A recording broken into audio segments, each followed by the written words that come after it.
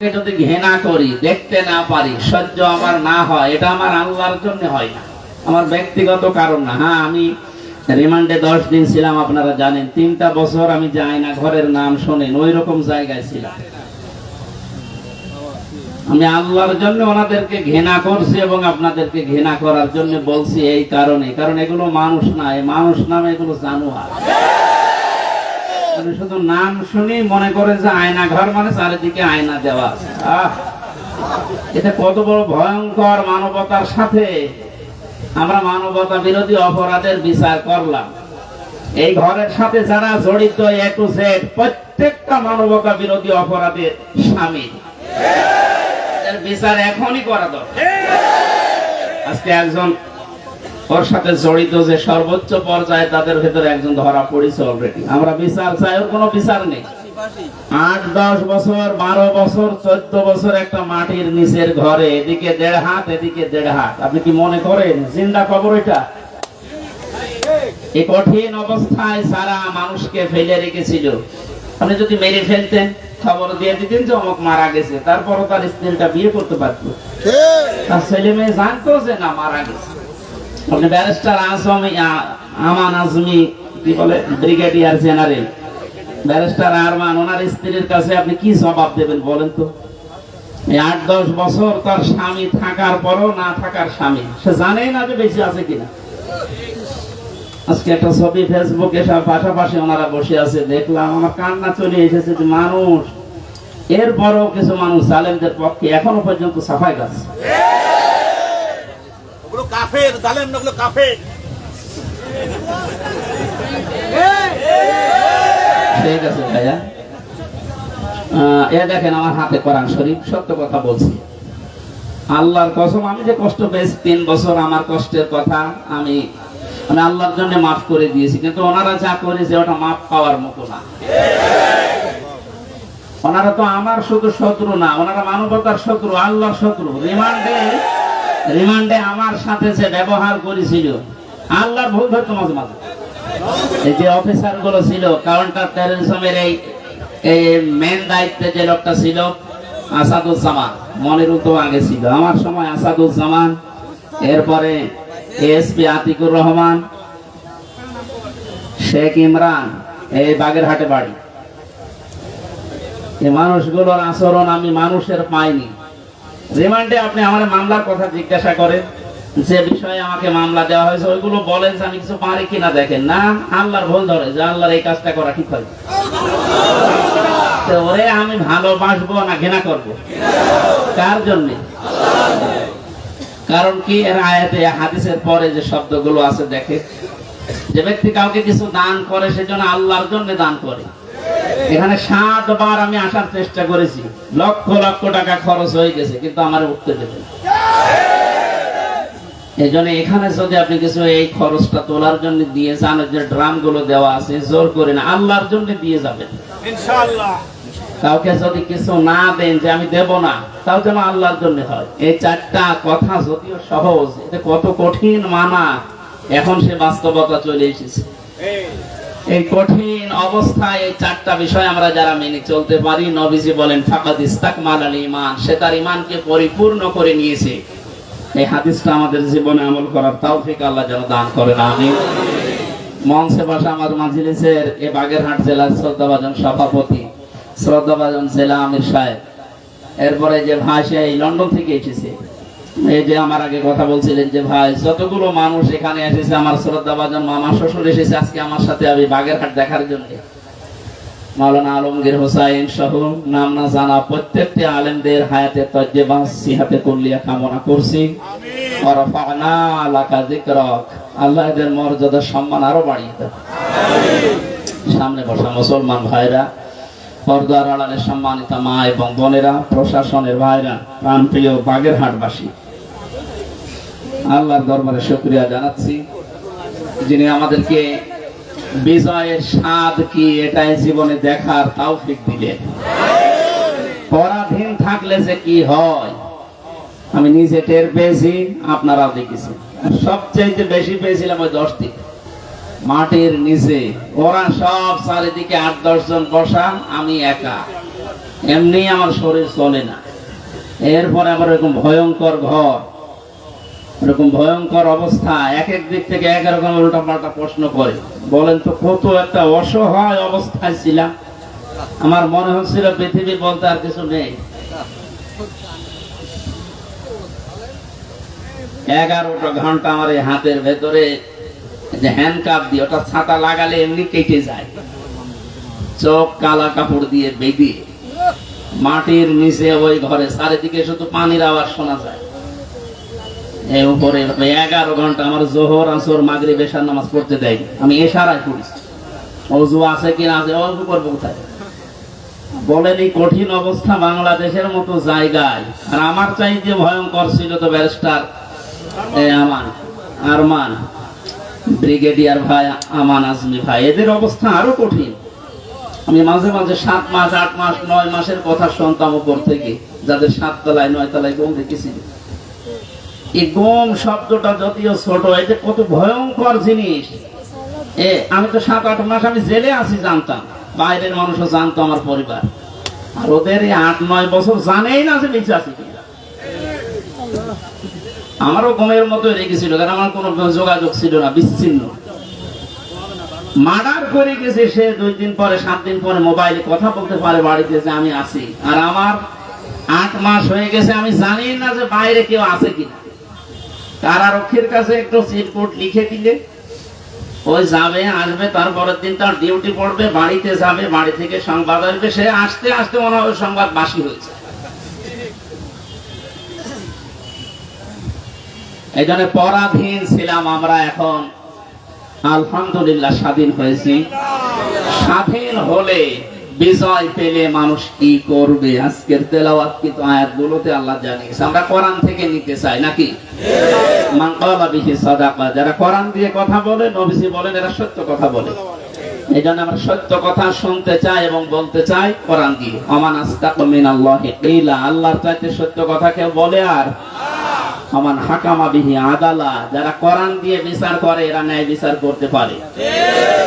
সত্যি যদি কোরআনের বিচার ব্যবস্থা কায়েম হয়ে যায়, জালেম সারাস এরা যদি এদের বিচার দুনিয়ায় পেয়ে যায়, এদের উপকার আমাদের উপকার। কারণ জালেমের বিরুদ্ধে মামলা হামজার না, জালেমের বিরুদ্ধে মামলা কার? এটাকে আমি বানালাম না। সূরা শূরা 25 নম্বর পারা 6 নম্বর পৃষ্ঠা 12 নম্বর লাইনে 42 নম্বর আয়াত। আল্লাহ পাক বলেন ইন্নামাস সাবিলু আলাল্লাযিনা ইয়াযলিমুনান নাস ওয়া ইয়াবগুনা ফিল আরদি বিগাইরিল হক উলাইকা লাহুম আযাবুন আলীম।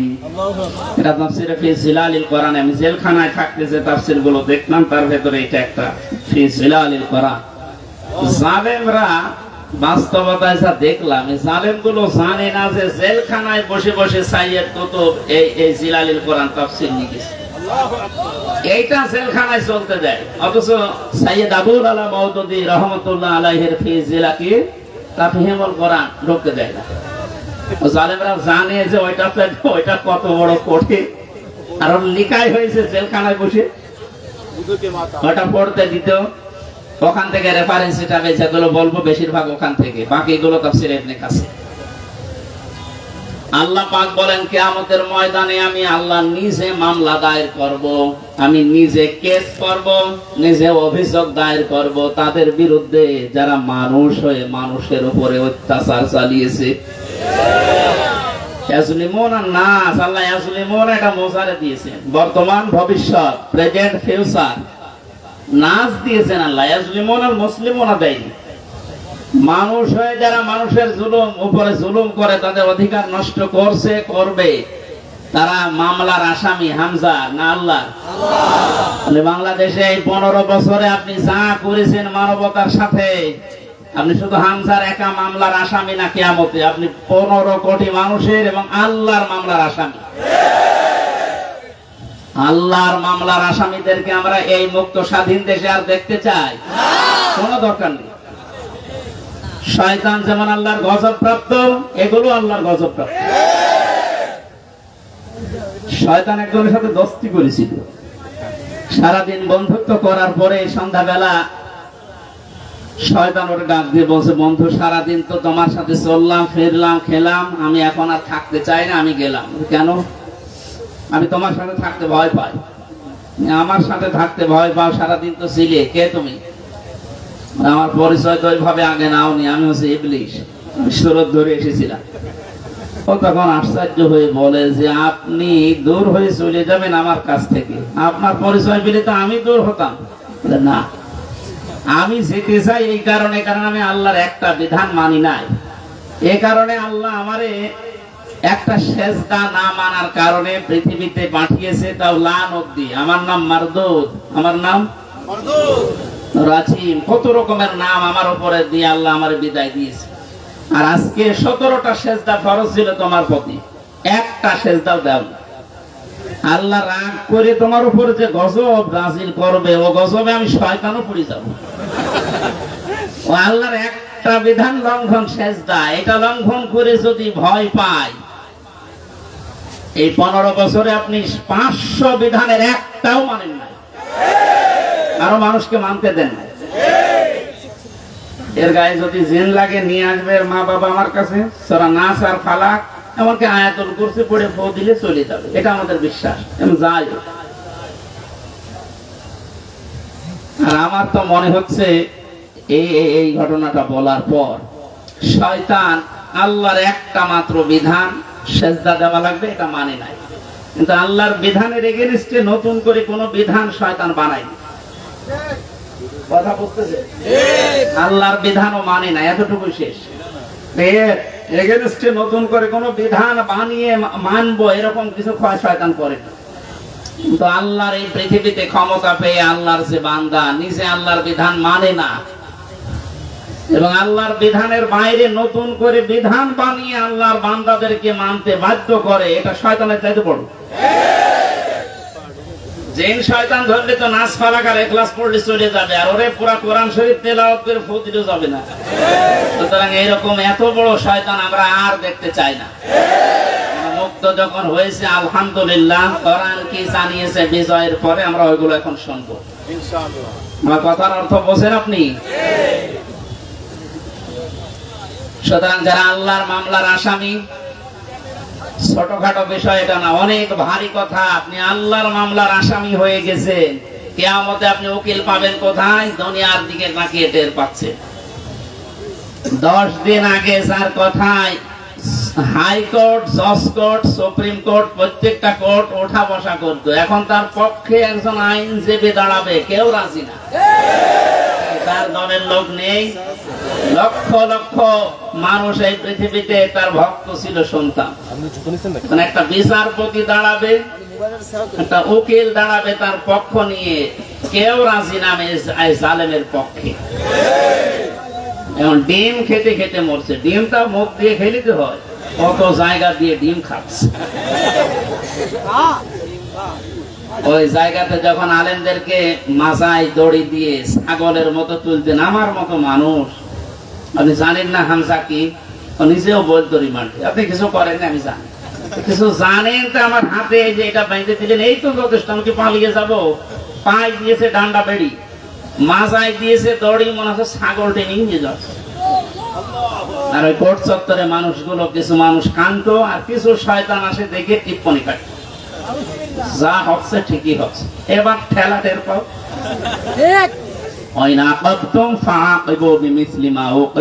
যতটুকু আপনার উপরে করা হয়েছে অতটুকু আপনি করেন, ওর চাইতে বেশি না। অতটুকু করলেও আপনি 15 বছর দুনিয়ায় বেঁচেও থাকতে পারবেন না।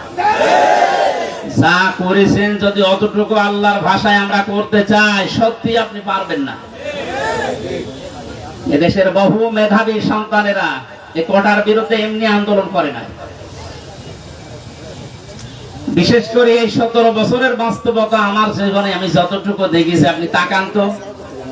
অনার্স মাস্টার্স করার পরে বিশ্ববিদ্যালয়ে ফার্স্ট ক্লাস ফার্স্ট হওয়ার পরেও নেবে না, দলীয় পরিচয় পেছনে বিএনপি করে, শিবির করে, এই ত্যাগ। আরে ওইগুলো না দেখে আমার মেধা আছে কিনা ওইটা দেখ। কত বড় জুলুমের শিকার বানিয়ে রেখেছিলেন এই ছাত্র জনতাকে বলে। আল্লাহ এমনি এমনি নাড়া দেয়। কোরআনের পাখি সেই 15-16 বছর আগে একবার বলেছিল যে একটু 12 কোটি জনতা নাড়া দেবে গাছের গোড়া ধরে দিল্লি গিয়ে পড়বা মামু বাড়ি। ঠিক তাই, খাপের খাপ মমতাজের বাপ মিলিয়ে গেছে। আরে আমরা তো কিছু করি না, খালি হাতে তাহলে একটু নাড়া দিয়েছি, তাও সবাই না, খালি ছাত্ররা। আর একেবারে জায়গা মতো যে পুলিশ শ্বশুর বাড়ি, আমাদের তো মামার বাড়ি।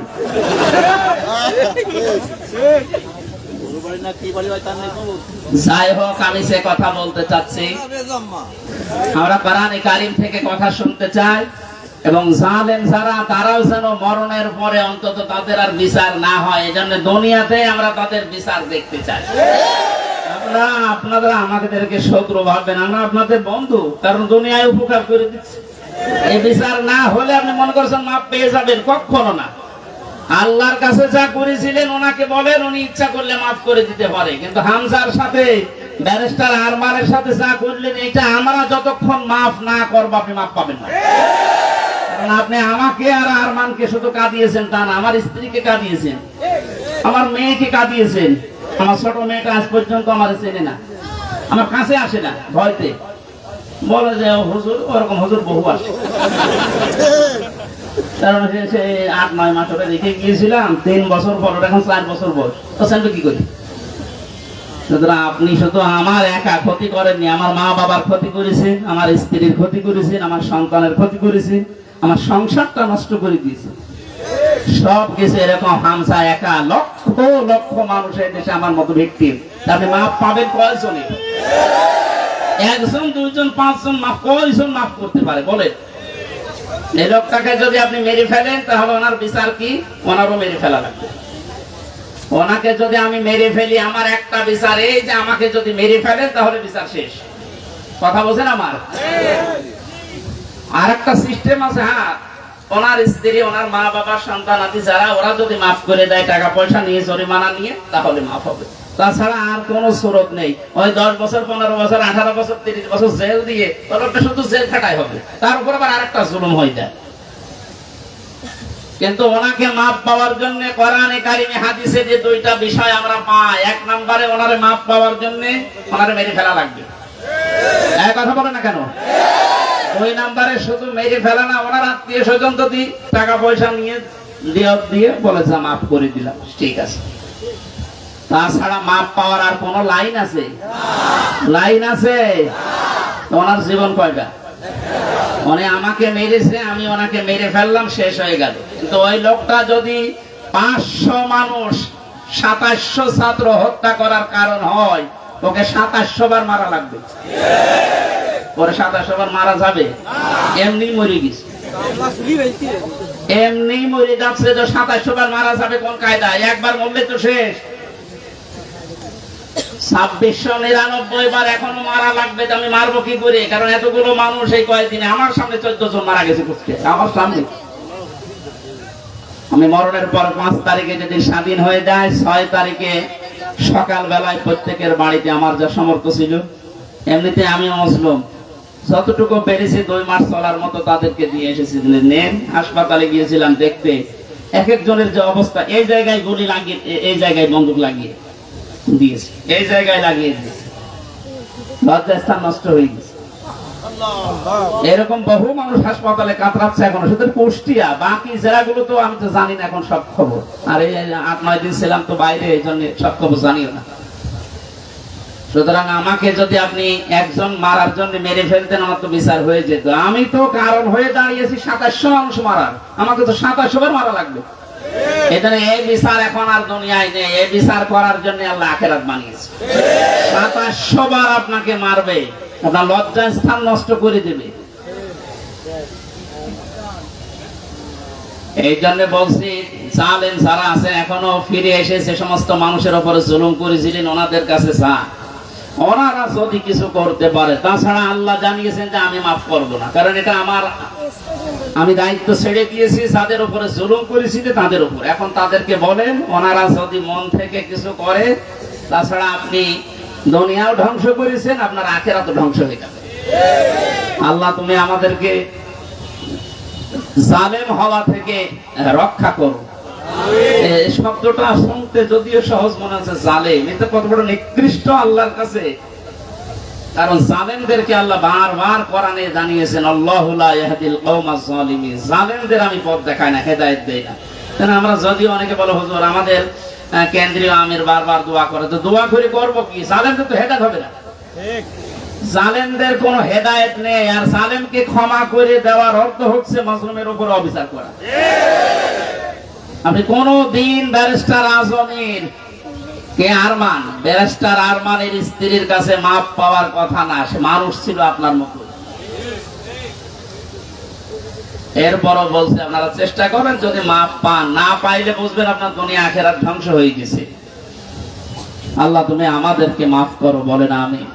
কোরআনের বিচার যতদিন পর্যন্ত কায়েম না হচ্ছে, বসে থাকার, থেমে থাকার আমাদের কোনো সুযোগ নেই। যে যেখান থেকে আসি আমরা চেষ্টা চালাবো, চর্ম চোখে দেশে দেখতে চাই আল্লাহর কোরআন দিয়ে বাংলাদেশটা চলছে।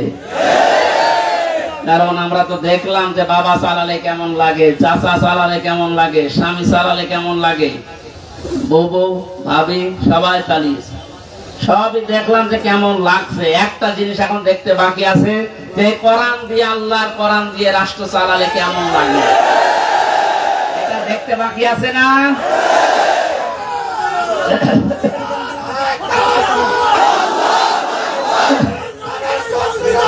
আলহামদুলিল্লাহ ভাই।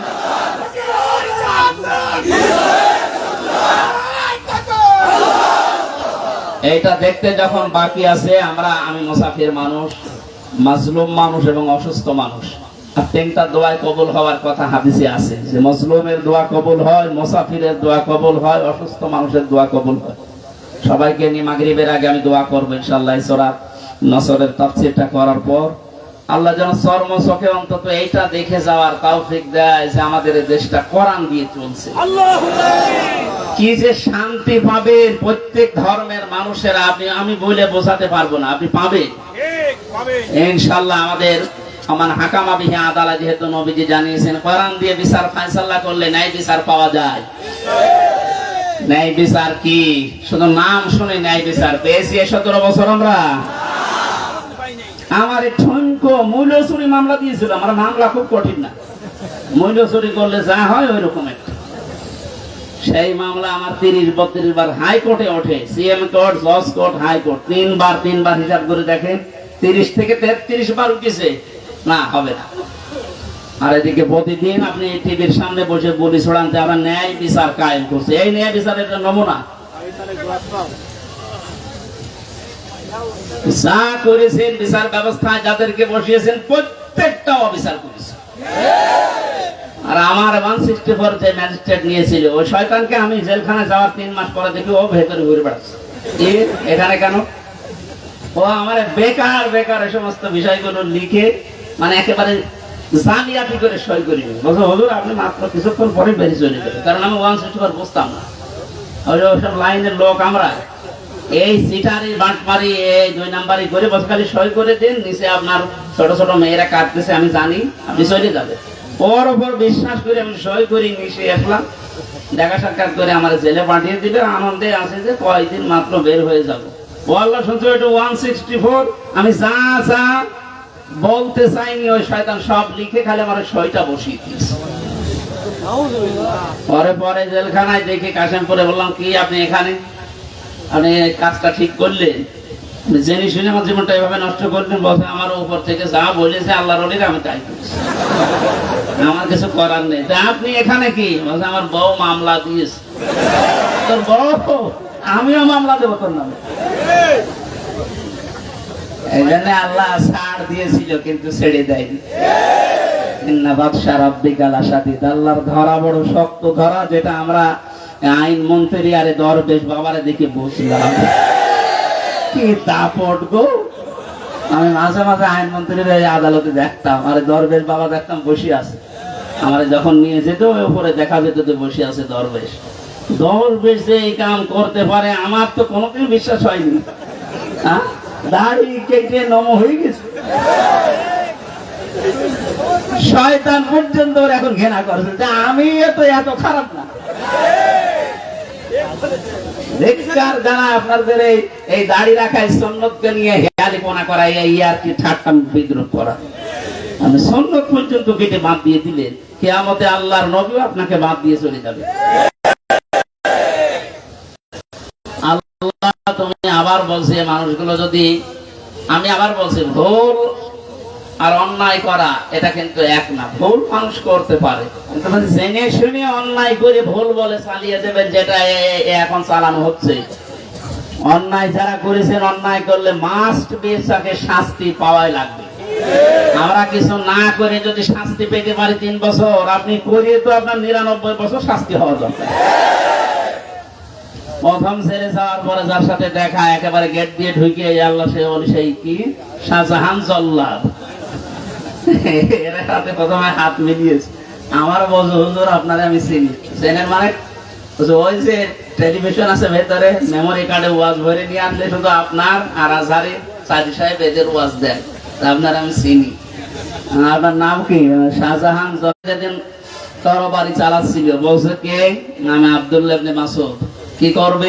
গলা আলাদা কর, একটু বড় করে কাট। বড় করে কাট মানে? বলে হ্যাঁ একটু বড় করে কাট, মানুষ যেন আমার মাথা দেখে বোঝে যে এটা নেতার মাথা। আমার মনে হয় এর মতো এখনো পর্যন্ত অনেক শয়তান, সব শেষ হয়ে গেছে, এরপরও বৃদ্ধি কমছে না। বিভিন্ন জায়গা থেকে ভিডিও বার্তা দিয়ে মানুষকে শুধু উত্তেজিত করছে, আর কোনো লাভ হবে না ইনশাআল্লাহ। আপনি যাই করেন আর কোনো লাভ হবে না, এদেশের মানুষ বুঝে গেছে। ধোঁকা দিয়ে বোকা বানিয়ে বেশি দিন রাখা যায় না। এই জন্য কোরআনের বিচার ব্যবস্থা যদি কায়েম হয়, দল মত এখানে আর নেই। সবাই যেহেতু আমরা মুসলিম, 96% মুসলমানের দেশে কোরআনের বিচার চলবে না মানে? এই কথা বলেন না কেন? এই বিষয়ে কারো দ্বিমত আছে? আপনি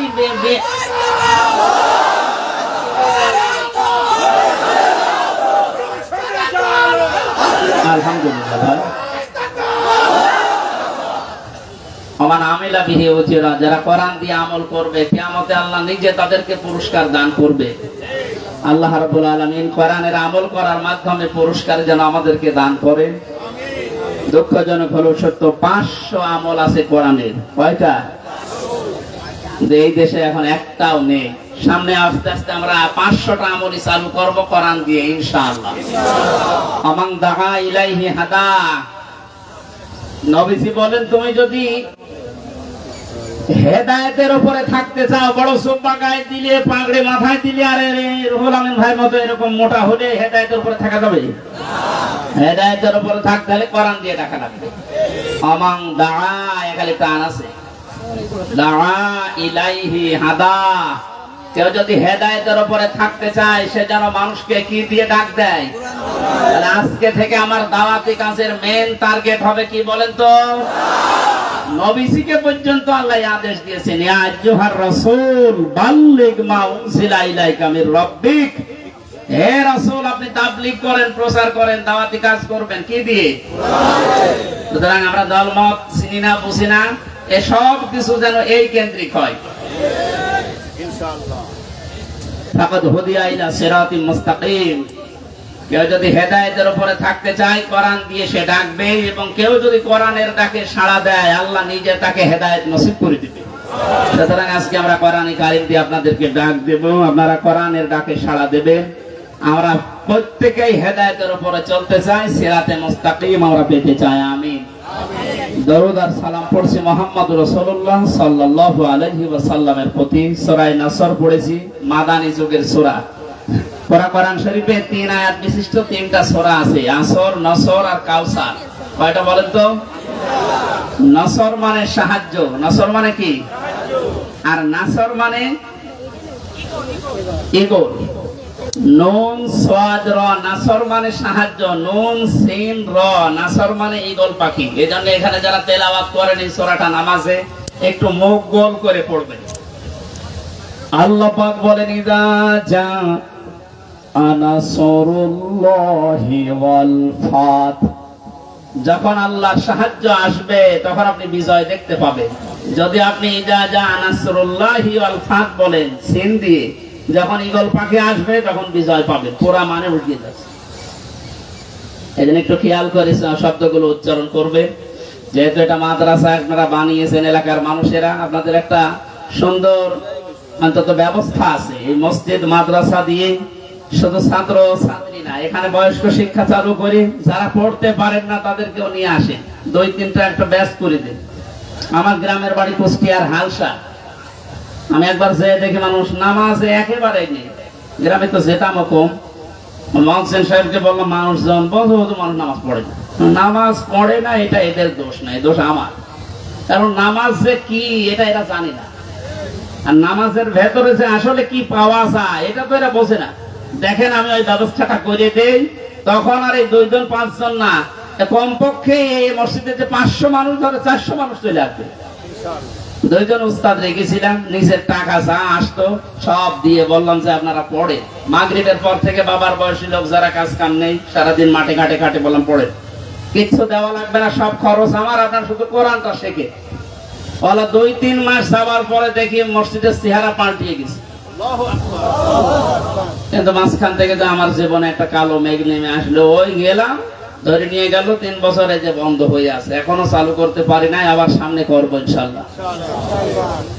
আমি দেখেছিলাম মাত্র 2-2.5 মাসের ব্যবধানে কত মানুষ এই যে নামাজে, তখন তাদেরকে পিটিয়েও আপনি দূর করতে পারবেন না। সুতরাং এখানে মাদ্রাসা মসজিদ বানিয়েছেন বয়স্কদের জন্য, মাগরিব থেকে এশা থেকে আরো রাত 9টা-10টা পর্যন্ত কোরআন কেন্দ্রিক আসেন সবাই, দলমত নির্বিশেষে। তখন আপনাকে কোরআনে কারীম নিজেই হেদায়েত দিয়ে পথ দেখিয়ে দেবে।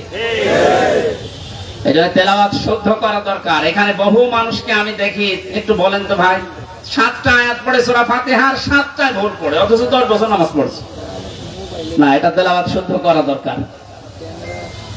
আল্লাহ পাক জানিয়েছেন, ইযা জাআ নাসরুল্লাহি ওয়াল ফাত, যখন আসবে আল্লাহর সাহায্য, তখন আপনি বিজয় দেখতে পাবেন। এতদিন পর্যন্ত আমরা আল্লাহর সাহায্য কি এটা পাইনি, এজন্য বিজয়ও পাইনি। বদরের ময়দানে বিশ্বনবী মাত্র 80 জন মানুষ নিয়ে গিয়েছিলেন, না 313 জন, আর ওদের ছিল 1000 এর উপরে। আল্লাহর পক্ষ থেকে আল্লাহ সাহায্য পাঠিয়েছিলেন, এজন্য মহান আল্লাহ ওই সময় তাদেরকে বিজয় কি দেখিয়েছিলেন। আবু জেহেলের মতো এত বড় লিডারকে আল্লাহ ওই দিন দুনিয়া থেকে লাঞ্ছিত অবস্থায় বিদায় দিয়েছেন। যোগে যোগে শুধু বদরের ময়দান না, কিয়ামত পর্যন্ত এরকম বদরের ময়দান কায়েম হতে থাকবে। বড় বড় কাফের যারা, বড় বড় মুশরিক যারা, আল্লাহ দ্রোহী যারা, তাদেরকে আল্লাহ বিদায় করবেন যদি আল্লাহর সাহায্য এসে থাকে। আমাদের দেশেও কম ছিল না, বহু মানুষকে আমরা দেখেছিলাম অহংকারে পা মাটিতে পড়তো না। আল্লাহ রাব্বুল আলামিন এই মানুষগুলোকে বিদায় করে দিয়ে তার সাহায্য পাঠিয়ে এটা বিজয় আমাদেরকে যে দেখালেন, বিজয় পাওয়ার পরে যে দৃশ্যটা, এটা এখন আবাহমান জারি আছে, যেটা আমি আমার চোখে দেখতে পাচ্ছি আয়াত অনুযায়ী। দেখেন তো মেলে কিনা। ওয়ারাআইতান নাসা ইয়াদখুলুনা ফি দীনিল্লাহি আফওয়াজা। আপনি যখন বিজয় পাবেন, সাহায্য পাওয়ার পরে, তখন দেখবেন দলে দলে, পালে পালে মানুষ ইসলামে প্রবেশ করছে। বাংলাদেশের এই 64 জেলার দিকে তাকালে, শুধু ইন্টারনেটের দিকে একটু চোখ বোলান, দেখেনি আয়াতটা এখন কার্যকর হওয়া অলরেডি শুরু হয়ে গেছে। ইসলামপন্থী মানুষ, বিশেষ করে যারা একামতে দিনের দায়িত্ব পালন করে, যারা মন থেকে কাজ করে, তাদেরকে অ্যাক্টিভিটিস গুলো, তাদের যে কাজকর্ম গুলো, তাদের যে ইখলাস আমরা দেখতে পাচ্ছি। দাওয়াতও দেওয়া লাগছে না, তাদের ইখলাস দেখে, শুধু কাজ দেখে এখন মানুষ ইসলামে প্রবেশ করে অলরেডি ফেলছে। আমার তো মনে হচ্ছে আয়াতটা আল্লাহ আমাদেরকে অলরেডি দেখাবে। সূরা কাসাস থেকে একটা আয়াত কালকে আমি পড়ছিলাম, অনুরিদু আন্না মুন্না আলাল্লাযীনা ইসতুযইফু ফিল আরদি ওয়া নাজআলাহুম আইম্মাতাও ওয়া নাজআলাহুমুল ওয়ারিসিন। ওই কিচ্ছা কাহিনী না, একেবারে বাস্তব যেটা ঘটবে বা ঘটতেছে ওইটা আপনি কোরআন থেকে শোনেন। আল্লাহ পাক বলেন ওই জামানায় হযরত মুসা আলাইহিস সালামের যে দলটা ছিল, তিনি যে দলের লিডার ছিলেন, ফেরাউন বহু দলে বিভক্ত করে মানুষদেরকে দুর্বল করে রেখেছিল। শুধু একটা দলকে সে টার্গেট বেশি নিয়েছিল, সেটা মুসা নবীর দল। আমার আল্লাহ নিজের পক্ষ থেকে জানালেন, আমি আল্লাহ কিন্তু ইচ্ছা আলাদা করেছিলাম। আমার আল্লাহর ইচ্ছা ছিল এইটা যে দুনিয়ার ময়দানে আমি মুসা নবীকে এই জামানায় এই জাতির নেতৃত্বে বসাবো এবং জমিনের ওয়ারিস উত্তরাধিকারী তাদেরকে বানিয়ে দেব। আমি তাই করেছিলাম। ইয়াটা এখন বাস্তব আমার মনে হচ্ছে, আমার চোখে ভাসতেছে। আল্লাহ তুমি সূরা কাসসের 5 নাম্বার আয়াতটা আমাদেরকে দেখাও। স্বৈরাচার নব্য ফেরাউন এই পৃথিবীতে বহু দল ছিল এদেশে, সব দলকে টার্গেট না করে শুধুমাত্র কোরআনে কারীম এই পৃথিবীতে যেন বিদায় নেয়, কোরআনের লোকগুলো যেন এই দুনিয়াতে আসতে না পারে, এই কাজ করার জন্য যারা চেষ্টা চালিয়েছিল, আল্লাহ তাদেরকে যেন জাতির ইমাম আজ দিনের পর দিন বানিয়ে দিচ্ছে, তাদেরকে ওয়ারিস বানাচ্ছে, জমিনের উত্তরাধিকারী বানিয়ে দিচ্ছে। আমরা আবার দোয়া করছি, আল্লাহ তুমি আয়াতটা আমাদেরকে সর্বচোখে দেখাও। ওয়ানুরিদু আন নামুন্না আলাল্লাযীনা ইসতুযইফু ফিল আরদ ইলা আখির আয়াত। আমাদের আজকের মাহফিলের প্রধান অতিথি মনে হয় আসতেছে।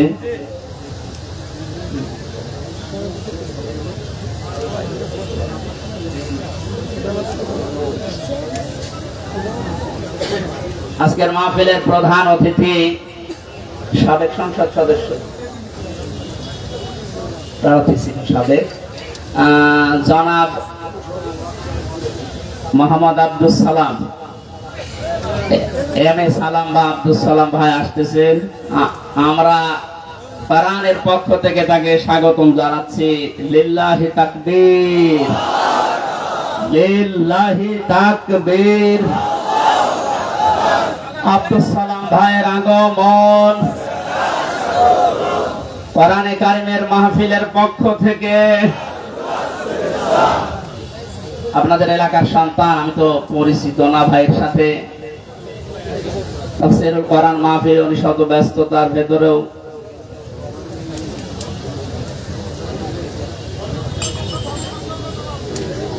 স্বাধীন বাংলাদেশের যে স্বাদ এখন আমরা পাচ্ছি, সেই দেশে উনি এসেছে, আলহামদুলিল্লাহ। সালাম ভাই পরে একটু পরে কথা বলবো ইনশাআল্লাহ। আমরা এই আয়াতটা শেষ করিনি, আপনারা আছেন তো? পারিবারিক জীবন নিয়েছে বইটা আমি লিখেছিলাম, আমার বইটা আমি নিয়ে এসেছি। ওইটা আপনারা যাবার সময় গেটে আছে আমার গাড়িতে, ওই ডানের গেটে নিয়ে যাবে, কাজে লাগবে স্ত্রীদের জন্য। আমি ওইদিকে যাচ্ছি না, ওটা লিখেছিলাম জেলখানার দৃশ্যগুলো দেখে। আজকে আমাদের মাহফিলে যিনি এসেছেন প্রধান অতিথি হিসাবে জনাব এম এ সালাম ভাই, উনি আর কিছুক্ষণ পরে আপনাদের সামনে দোয়া নেবেন, কথা বলবেন। আমরা আয়াতটা শেষ করি, যেহেতু তাফসীরুল কোরআন মাহফিলে। অরাইতান নাসা ইয়াদখুলুনা ফি দীনিল্লাহ, একটু আওয়াজ কম করা যাবে ভাই। একটু আওয়াজ ভাইয়া, কয়েক মিনিট আমি আয়াতটা শেষ করি, কথা বলা যাবে না। একটু পরে কোরআনের আয়াতের দিকে তাকালে আমি যেটা দেখতে পাই, ইয়াদখুলুনা এটা মুজারে, বর্তমান ভবিষ্যৎ, প্রেজেন্ট ফিউচার, ফি দীনিল্লাহ, আল্লাহর দ্বীনের ভেতরে। বলেন তো দ্বীন কার? আল্লাহ। এই দ্বীন কি আমির হামজার, এম এ সালামের? কার? দ্বীন আল্লাহ। বলেন দ্বীন কার?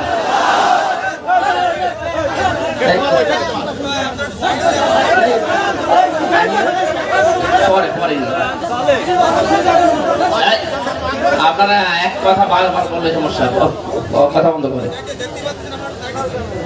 দ্বীনের মালিক এই পৃথিবীতে কেউ না, এমনকি বিশ্বনবী মুহাম্মদ রাসূলুল্লাহ দ্বীনের মালিক ছিলেন না, তিনি দ্বীনের খাদেম ছিলেন। কি ছিলেন বলেন তো? আমরাও দ্বীনের কি? খাদেম। সুতরাং আমরা খেদমত করে যাব দ্বীন ইসলামের, দ্বীনের না বারবার disturb করেছে। আল্লাহর এই দিনকে আমরা জমিনে জিন্দা রাখার জন্য চেষ্টা চালিয়ে যাবার কারণ খাদেমের যে কাজ, কামলার যে কাজ, আমরা সেই দায়িত্ব নিয়েছি। আমরা যেন চর্মচোখে অন্তত এটা দেখতে পাই যে আল্লাহর দিন এই জমিনে কায়েম হয়ে গেছে। যেহেতু সেই পর্যায়ে আস্তে আস্তে আসতেছে, এখন আনন্দ বিজয় কিভাবে উল্লাস করবেন, উদযাপন করবেন, আল্লাহ কোরআনে কারিমে সূরা নাসরে জানিয়েছেন, ফাসাব্বিহ বিহামদি রাব্বিকা ওয়াস্তাগফির। আল্লাহর সাহায্য এবং বিজয় যখন আসবে তখন আপনি ইস্তেগফার করেন আর হামদ প্রকাশ করেন, তাসবিহ করেন। এখানে তাসবিহ কি? এক একটা সৃষ্টি জগতের তাসবিহ হামদ এক এক রকম। গাছের হামদ হচ্ছে সকালে আর বিকালে ছায়াটা লম্বা করে দিয়ে সেজদা দেওয়া, এটা তার হামদ আর প্রশংসা। সৃষ্টি জগৎ যে যেখানে আছে ওইভাবে প্রশংসা আদায় করে। আমাদের প্রশংসা আদায় করার মাধ্যম কি? আমাদের যদি হামদ প্রকাশ করা লাগে একেবারে টুটি পর্যন্ত খেয়ে আলহামদুলিল্লাহ বললাম হয়ে গেল না, এটা না। আপনি এটা খাবারের পরে যে শক্তি অর্জন করলেন, আপনার মেধা, আপনার যোগ্যতা যা যা পেলেন, এইটা আল্লাহর দ্বীন এই পৃথিবীতে জারি করার জন্য, প্রচার করার জন্য, কায়েম করার জন্য আপনি ব্যয় করবেন, এটা হচ্ছে হামদ। আল্লাহ এই হামদ করার তৌফিক এখন আমাদেরকে দেন। আস্তাগফির, ইস্তেগফার করা, পূর্বের যে সমস্ত অপরাধগুলো করেছি সামনে আর করব না, সচেতন হয়ে যাব, এই হিসাব নিকাশ করে আমরা ইস্তেগফার করব আল্লাহর কাছে। এই এদিকে তাকান, ইস্তেগফার আর তাওবা এই দুইটা জিনিস কিন্তু এক না। আপনি সব সময় ইস্তেগফার করতে পারেন, আস্তাগফিরুল্লাহ আস্তাগফিরুল্লাহ আস্তাগফিরুল্লাহ পড়তে পারেন সব সময়। সবচাইতে আল্লাহ বেশি খুশি এই শব্দটা শুনলে, যে আস্তাগফিরুল্লাহ, হে আল্লাহ আমি ক্ষমা চাই। আর তাওবা জিনিসটা আলাদা। এই দুইটা শব্দের অক্ষরগুলো এক না। তাওবা লিখতে হলে, ইস্তেগফার লিখতে হলে শব্দগুলো এক না, আবার ভাব অর্থ এক না, এবং বাস্তবে আবিধানিক অর্থ, পারিভাষিক অর্থ এক না। ইস্তেগফার সব সময় আপনি করেন, তাওবা করলে কি হয়? পেছনের অপরাধ শুধু মাফ হয়ে যায় না, ওই জায়গাটা আল্লাহ নেকি দিয়ে ভরাট করে দেয়। আল্লাহ এখানে জানিয়েছেন আস্তাগফির, হে নবী আপনার উম্মতদেরকে বলেন যারা, তারা যেন বিজয় পেলে লাফালাফি না করে, আনন্দ উল্লাস করতে গিয়ে আল্লাহর বিধানের বাইরে চলে না গিয়ে তারা যেন ইস্তেগফার করে। তাওবা, ইস্তেগফার এগুলোর ভেতরে নিমজ্জিত থাকে। ইন্নাহু কানা তাওয়াবা, অবশ্যই তিনি তওবা কবুলকারী, ইস্তেগফার করলে তাকে মাফকারী। আল্লাহ এই আয়াতগুলো চর্মচোখে আমাদেরকে দেখার তৌফিক দিন, আমিন। আমাদের প্রধান অতিথি, আমি তো পরিচিত না ভাইয়ের সাথে, আজকে দেখলাম মনে হয়, বাগেরহাট মাটিয়া মানুষের সন্তান, আপনাদের সামনে দোয়া নেওয়ার জন্য তাফসীরুল কোরআন মাহফিল আজকে এসেছে মাদ্রাসা ময়দানে। ভাইয়ের জন্য, ভাইয়ের মুখ থেকে কয়েকটা কথা শোনার পরে আমরা মোনাজাতের মাধ্যমে, যেহেতু মাগরিবের নামাজও কাছাকাছি আর আমার যেতেও হবে অনেক দূর, সেই কুষ্টিয়ায় মালয়েশিয়া থেকে এসে বাড়িতে খালি দেখা করে চলে এসেছি। ওর সাথে যে কিছুক্ষণ সময় দেবো সে সময়ও পাইনি, এই জন্যে রাগারাগি করছে যে খালি বারে বারে থাকেন, আমার আর দরকার নেই, থাক আমি আসতেছি। এই জন্য চলে যাবো, দোয়া চাচ্ছি ভাইয়ের জন্য। আমার বইটা আছে, ওই গাড়িতে যাওয়ার সময় নিয়েছে।